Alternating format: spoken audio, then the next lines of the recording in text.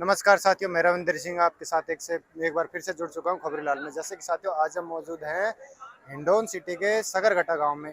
जैसा कि साथियों अभी कुछ देर पहले यहाँ सचिन पायलट जी आकर गए हैं। यहाँ के जो स्थानीय लोग हैं इनसे बातचीत करते हैं कि क्या कुछ इन्हें आश्वासन देकर गए हैं, किस लिए इतनी संख्या में यहाँ लोग इकट्ठा हो रहे हैं। नमस्कार जी। हाँ जी। क्यों सगरघटा गाँव में इतनी हजारों की पब्लिक में हजारों की संख्या में लोग इकट्ठा हुए हैं, क्या कारण है? ये पायलट जी की लोकप्रियता है और हम्म, पायलट स्वर्गीय राजेश पायलट जी की मूर्ति अनावरण का कार्यक्रम था हम्म। और एक किसान सम्मेलन था। किसान सम्मेलन था। ऐसा क्या कारण है कि पायलट साहब के आने पर इतने हजारों की संख्या में पब्लिक यहाँ आई? क्योंकि नेता तो एक कौम के ऐसे होते हैं, लेकिन देश के अंदर एक नेता ऐसा है हम्म। जो 36 कौम और सर्व धर्म का नेता है। सर्वधर्म करते हैं। जी। तो सचिन पायलट जी के बारे में अभी थोड़े दिन पहले हनुमान बेनीवाल जी ने टिप्पणी करी थी कि वो धूप में निकलेंगे तो वो काले पड़ जाएंगे। क्या उसके विपरीत जवाब देने के लिए सचिन पायलट जी ऐसे सक्रिय हो गए हैं?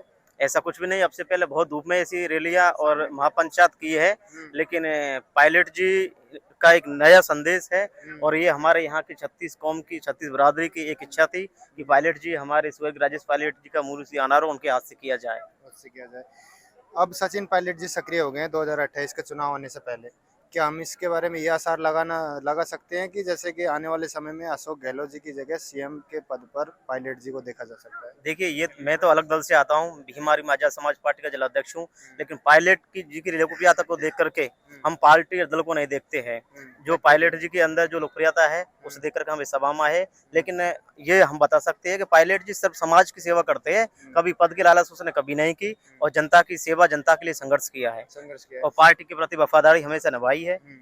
आगे जैसे पार्टी हाईकमान का फैसला होगा, उनका शीर्ष नेतृत्व का फैसला होगा फैसला कि होगा। क्या जिम्मेदार देती है। अभी पायलट जी ने मंच से संबोधन किया है। क्या कुछ उन्होंने आश्वासन दिया है? करौली में इस समय चल रहे मुद्दे, करौली का जो पाचन डैम है उसको लेकर क्या आश्वासन दिया है पायलट साहब? पायलट जी ने ये आश्वासन दिया है कि दोनों समाज एक जाजम पर बैठिए, हम्म, और ये जो भड़काऊ नेता है, जो एक समाज के नेता होता है या एक के व्यक्तिगत का नेता होता है, ऐसे नेताओं से दूर रहिए। और दोनों समाज और 360 गांव नहर क्षेत्र के किसान, सभी तीनों क्षेत्र के लोग एक साजम पर बैठ करके और सरकार पर दबाव बना है कि हमें चंबल का पानी डैम में आए, डैम की सफाई हो और नहर में भी पानी जाए और 39 गांवों के लिए नहर निकले और एक साथ सभी समाजों को पानी मिले। एक साथ समय यहाँ और भी लोग हैं, इनसे बातचीत करेंगे कि क्या कुछ कारण है कि पायलट साहब की इतनी लोकप्रियता है कि हजारों की संख्या में यहाँ पे लोग बाग तुरंत जुड़ जाते हैं। नमस्कार जी। नमस्कार भैया, मैं पायलट समर्थक हूँ हम्म, और मैं कभी पायलट को एक समाज से नहीं बिलोंग करने देता। हम्म, वो हमेशा 36 कौम के नेता हैं और वो गुजर समाज से अदर समाज उनको ज़्यादा लाइक करते हैं। और भी समाज थे, मीणा समाज भी यहाँ बहुत अधिकांश 70% थे और जाट भाई भी आए थे यहाँ, गुजर तो 30% थे। हमेशा पायलट को अदर समाज भी लाइक ज़्यादा करते हैं। वो 36 कौम के नेता हैं और अपनी ईमानदारी के परिचय से और एक शब्द भी किसी और नेता के खिलाफ अपशब्द बोलना उनकी हैसियत में नहीं रखा।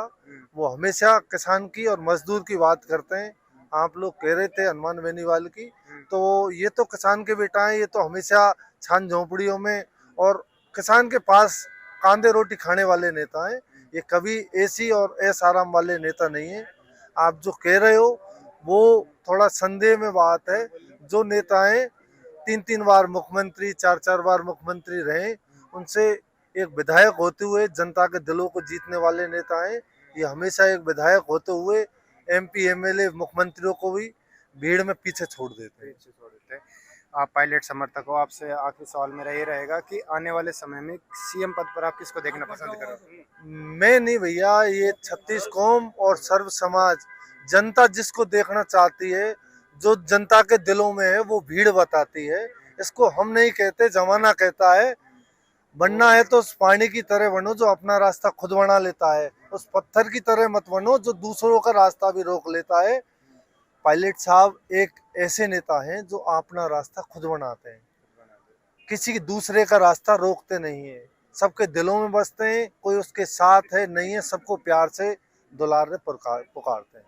तो जैसे कि साथियों आपने देखा, हम मौजूद थे आज हिंडौन सिटी के सकरगटा गांव में, जहां पे अभी कुछ समय पहले सचिन पायलट जी आए थे। उन्होंने मंच से उद्बोधन किया था, यहाँ की जो पब्लिक है उनसे बातचीत करी थी और पाचना डैम के ऊपर भी उन्होंने कुछ भाषण दिए थे। इसी प्रकार की और भी मैं आपको अपडेट देता रहूंगा। जब तक के लिए बने रहे मेरे साथ खबरीलाल में। धन्यवाद।